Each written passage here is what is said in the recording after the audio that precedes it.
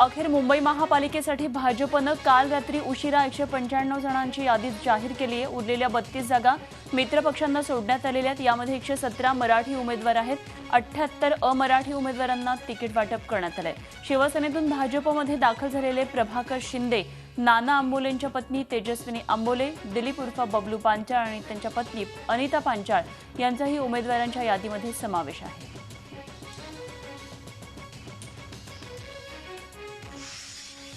भाजपनं मुंबईमध्ये 72 उमेदवारांची पहिली यादी जाहीर केली आहे, पण त्यामध्ये बहुधा पक्षाच्या परंपरेचा विसर पडलाय। मुंबई महापालिकेच्या निवडणुकीत भाजपच्या तिकिटावर राज पुरोहित यांचे पुत्र अवकाश पुरोहित, किरीट सोमय्यांचे पुत्र नील सोमय्या, आशिष शेलारांचे भाऊ विनोद शेलार यांना तिकीट मिळाले। काही ठिकाणी इतर पक्षांचे उमेदवार पाहून भाजप शेवटच्या क्षणी उमेदवार देणार आहे।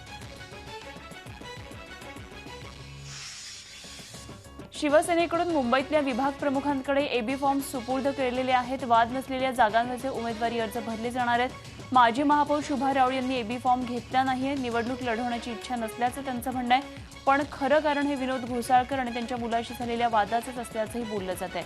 मात्र झी24 तासशी फोनवरून बोलताना माजी महापौर शुभा राऊळ यांनी नाराज नसल्याचं सांगितलंय, तर माजी महापौर श्रद्धा जाधव यांचा फॉर्म वादामुळे अडकला। शिवसेना वॉर्ड क्रमांक 178 वडाळ युवा सेनेचे अमेय घोले यांच्या उमेदवारीला स्थानिक शिवसैनिकांनी विरोध केला। शाखेला टाळ ठोकून शिवसैनिक रस्त्यावर उतरले। शिवसैनिकांनी या उमेदवारी विरोधात घोषणाबाजी करत निदर्शनं केली।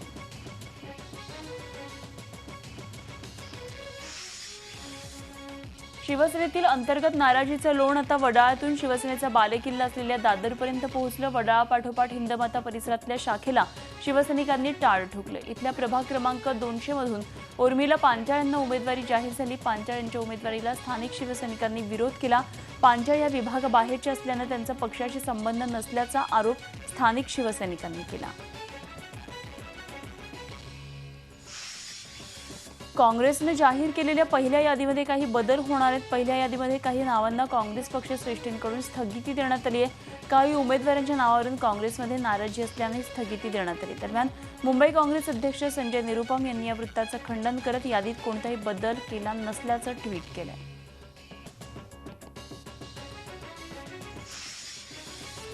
मुंबई महापालिका निवडणुकीच्या मुंबई काँग्रेसमधल्या गटबाजीला उधाण आलं। काँग्रेस पक्षातले गुरुदास कामत आणि मुंबई काँग्रेस अध्यक्ष संजय निरुपम गटातला वाद हा उफाळून आला। मुंबई काँग्रेसमधला वाद मिटवण्यासाठी काँग्रेसचे नेते भूपेंद्र सिंग हुड्डा यांच्या अध्यक्षतेखाली जुहू इथल्या हॉटेलमध्ये एक बैठक आयोजित करण्यात आली होती। ही बैठक सुरू असताना कामत आणि निरुपम यांचे समर्थक एकमेकांना भिडले।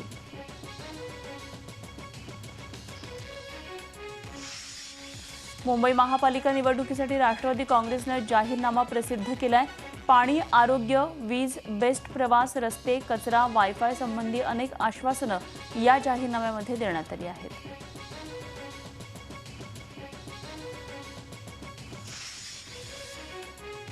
ठाण्यामध्ये नौपाड्यात भाजपमध्ये मोठं नाराजी नाट्य घडलं। रात्री उशिरा नौपाड्यातून ओबीसी महिला प्रभागासाठी इच्छुक उमेदवार विशाखा कणकोचे यांनी भाजपनं पैसे घेऊन तिकीट दिल्याचा आरोप केला। विशाखा कणकोचे यांनी खोपटच्या मध्यवर्ती कार्यालयात रवींद्र चव्हाण आणि संदीप लेले यांच्या गोपनीय बैठकीत गोंधळ घातला।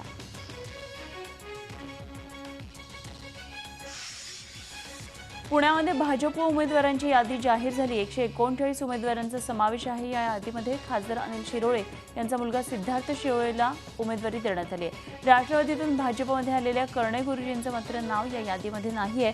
मनसेतून आलेल्या नगरसेवकांची वर्णपत्र लागली आहे। भाजपनं 11 जागा आरपीआयला सोडल्या, तर 12 जागा गुलदस्त्यात आहेत। पुणे महापालिका निवडणुकीत आघाडीचा पेच हा अखेर सुटलेला आहे।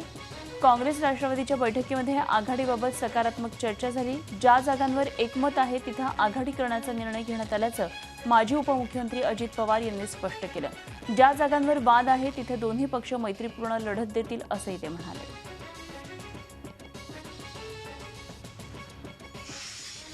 उमेदवारी अर्ज भरण्यासाठी शुक्रवारी शेवटचा दिवस असतानाही नाशिकमध्ये भाजप उमेदवारांची यादी जाहीर झालेली नाही। याच पार्श्वभूमीवर भाजप उमेदवारांची यादी जाहीर करणार नाहीये। उमेदवारांना थेट एबी फॉर्मचं वाटप करण्यात येणार आहे। विजयाची शक्यता गृहीत धरूनच भाजपकडून उमेदवारांना एबी फॉर्मचं वाटप करण्यात येणार आहे। पालकमंत्री गिरीश महाजन यांनी याबाबतचा निर्णय घेतला आहे।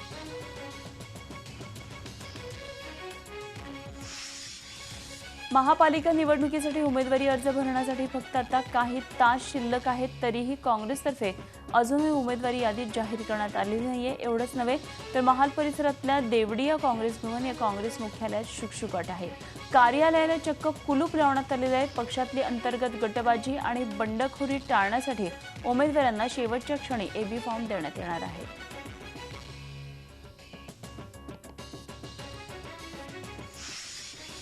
नागपूरमध्ये केंद्रीय रस्ते वाहतूक मंत्री नितीन गडकरी आणि मुख्यमंत्री देवेंद्र फडणवीस यांच्यात जवळपास 3 तास बैठक चालली. मात्र त्यानंतरही उमेदवारी यादीचा घोळ संपला नाही. दुपारी झालेल्या बैठकीत 100 नावांवर शिक्कामोर्तब करण्यात आलं. मात्र उमेदवारांची यादी जाहीर होणार नसल्याचं बोललं जातंय. बंडखोरी टाळण्यासाठी एबी फॉर्म दिले जाणार असल्याची माहिती मिळते.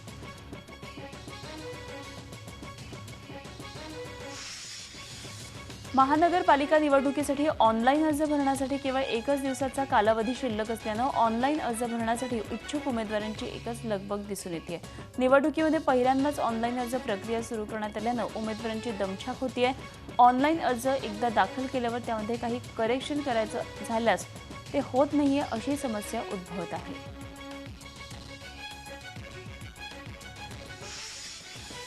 नाशिक विभाग पदवीधर मतदारसंघ निवडणुकीसाठी आज मतदान होते आणि यामध्ये मुख्य लढत आघाडीतर्फे सुधीर तांबे तर भाजपतर्फे डॉक्टर प्रशांत पाटील यांच्यात आहे.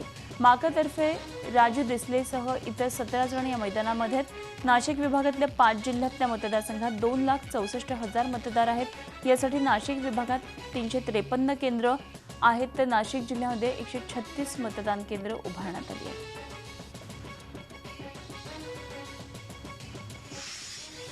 अमरावती पदवीधर मतदारसंघात मुख्यमंत्र्यांची प्रतिष्ठा पणाला लागली आहे. कारण मुख्यमंत्र्यांचे कट्टर समर्थक अतिशय खास असे राज्याचे गृहराज्यमंत्री डॉक्टर रणजित पाटील हे इथं भाजपचे उमेदवार आहेत.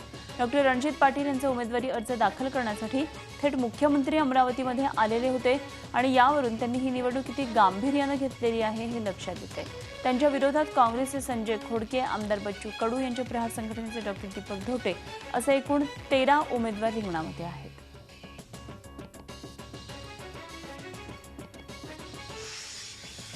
मराठवाड्यामध्ये शिक्षक मतदारसंघासाठी मतदान आज होत आहे आणि शिवसेना आणि भाजप दोन्ही पक्ष या निवडणुकीमध्ये आमने-सामने आलेले आहेत. भाजपकडून सतीश पत्की यांना उमेदवारी मिळाली आहे तर शिवसेनेनं गोविंद काळे यांना उमेदवारी दिली आणि ही जागा गेल्या 2 टर्मपासून काँग्रेसच्या विक्रम काळे यांच्याकडे आहे. त्यामुळे ही जागा जिंकण्यासाठी भाजपनं पूर्ण ताकद पणाला लावली आहे.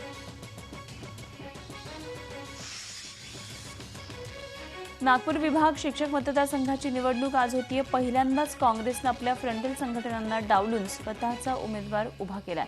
चंद्रपूरचे प्राध्यापक अनिल शिंदे यांना ही उमेदवारी देण्यात आली आहे. जिल्ह्यातल्या मतदारांसह नागपूर विभागातल्या शिक्षकांचा आपल्याला पाठिंबा मिळेल अशी आशा त्यांनी व्यक्त केली आहे. जिल्ह्यामध्ये एकूण 5,638 शिक्षक मतदार मतदानाचा अधिकार बजावणार आहेत. ही निवडणूक प्रक्रिया पारदर्शीपणे पार पाडण्यासाठी प्रशासनानं पूर्वतयारी पूर्ण केलेली आहे.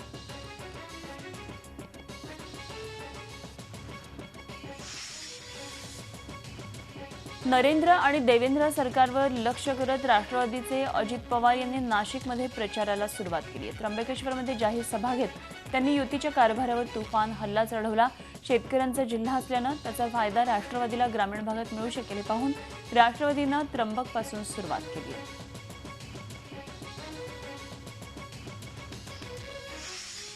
रायगड जिल्हा परिषद आणि जिल्ह्यातल्या पंचायत समिती निवडणुकांची रणधुमाळी आता सुरू झालेली आहे. महाडमध्ये शिवसेनेच्या उमेदवारांनी आपले अर्ज दाखल केले.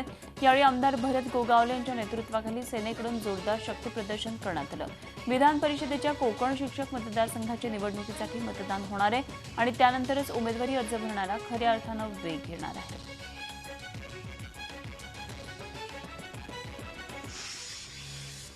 ₹17,84,00,000 रुपयांची पाणीपट्टी थकबाकी तात्काळ भरा, अन्यथा कोल्हापूर शहराचा पाणीपुरवठा कोणत्याही क्षणी खंडित करू अशी नोटीस पाटबंधारे विभागानं कोल्हापूर महानगरपालिकेला बजावली आहे. कोल्हापूर पाटबंधारे विभागाच्या उत्तर विभाग कार्यालयाच्या कार्यकारी अभियंत्यांनी ही नोटीस बजावली आहे.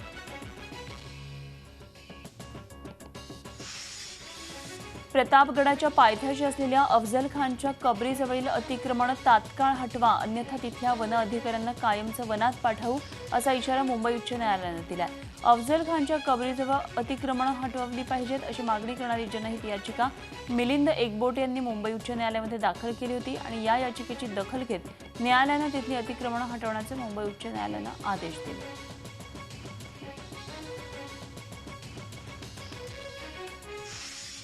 डोंबिवलीमध्ये आजपासून सारस्वतांचा मेळा भरणार आहे. पवप सावळाराम महाराज म्हात्रे क्रीडा संकुलाच्या विस्तीर्ण पटांगणावर 90वे अखिल भारतीय मराठी साहित्य संमेलन होणार आहे.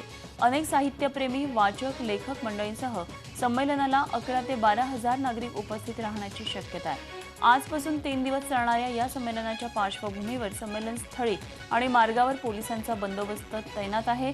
गणेश मंदिर संस्थान ते पुभा भावे साहित्य नगरी अर्थात संमेलन स्थळापर्यंत आज सकाळी ग्रंथदिंडी आयोजित करण्यात आलेली आहे आणि त्यानंतर अखिल भारतीय मराठी साहित्य महामंडळाचे अध्यक्ष डॉक्टर श्रीपाद जोशी यांच्या हस्ते आणि महापौर राजेंद्र देवळेकर यांच्या उपस्थितीत ध्वजारोहण केल्यानंतर 10:15 वाजता मावळते संमेलनाचे अध्यक्ष डॉक्टर श्रीपाद सबनीस यांच्या हस्ते आणि मनसे अध्यक्ष राज ठाकरे यांच्या उपस्थितीत ग्रंथ प्रदर्शनाचं उद्घाटन पार पडेल.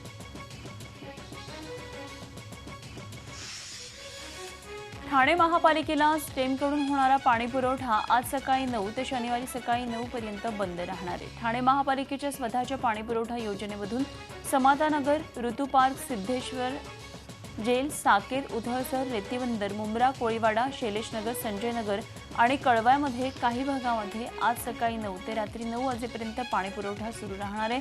टप्प्याटप्प्यानं एक वेळ पाणीपुरवठा सुरू ठेवण्याचं नियोजन करण्यात आलेलं आहे. या शटडाऊनमुळे पुढील 1 ते 2 दिवस कमी दाबानं पाणीपुरवठा होणार आहे.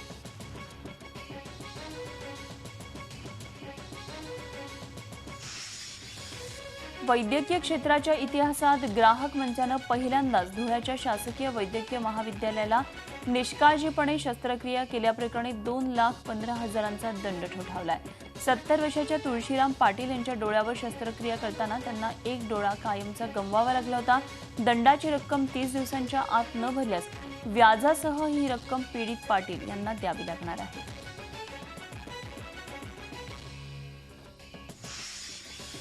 ₹50,000 लाच प्रकरणी गेल्या आठवड्यामध्ये गुन्हा दाखल झालेले जिल्हा परिषदेचे उपमुख्य कार्यकारी अधिकारी शेखर रौंदळ यांच्या निलंबनाबाबतचा प्रस्ताव हा शासनाकडे सादर करण्यात आलेला आहे. तर कर्मचारी संजय बोरसे यांच्यावर येत्या 2 दिवसात निलंबनाची कारवाई होणार आहे.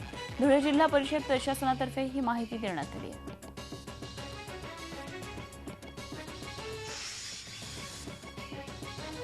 हिंगोलीमध्ये इयत्ता 3रीत शिकणाऱ्या विद्यार्थिनीकडे देशी कट्टा आढळल्यामुळे खळबळ माजली आहे. खेळण्यातली बंदूक म्हणून या मुलीनं देशी कट्टा शाळेत नेला होता. विद्यानिकेतन इंग्लिश स्कूलमध्ये ही घटना घडली. या देशी कट्ट्यासोबत 9 काडतुसही होती. हा देशी कट्टा तातडीनं जप्त करण्यात आला असून मुलीच्या वडिलांवर अवैधरित्या शस्त्र वापरल्याप्रकरणी गुन्हा दाखल करण्यात आलाय. सय्यद मुश्ताक सय्यद अजमयान हिंगोली पोलिसांकडून याला अटक करण्यात आली.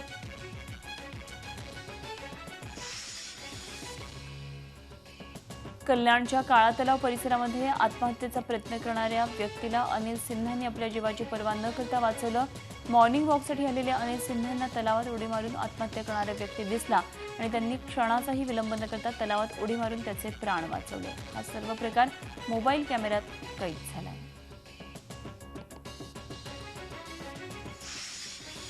बुलढाणा जिल्ह्यातल्या बोराखेडी प्राथमिक आरोग्य केंद्रात एक धक्कादायक प्रकार उघडकीला आला. स्ट्रेचरची सुविधा उपलब्ध नसल्यानं कुटुंब नियोजन शस्त्रक्रियेनंतर महिला रुग्णांना आरोग्य कर्मचारी हातावर उचलून वॉर्डमध्ये नेतात.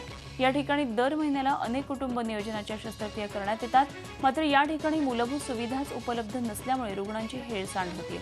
वैद्यकीय अधिकाऱ्यांना विचारणा केली असता आतापर्यंत आम्हाला स्ट्रेचरची आवश्यकताच भासली नाही. आता रुग्णांची संख्या वाढल्यानं त्याची मागणी केली असल्याचं धक्कादायक उत्तर त्यांनी दिलं.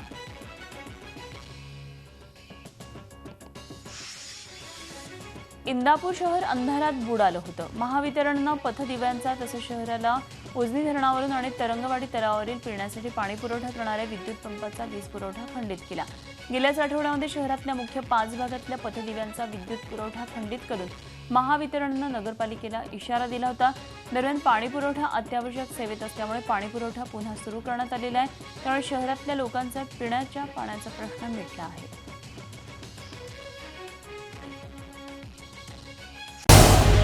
झी 24 तास रहा एक पाऊल पुढे.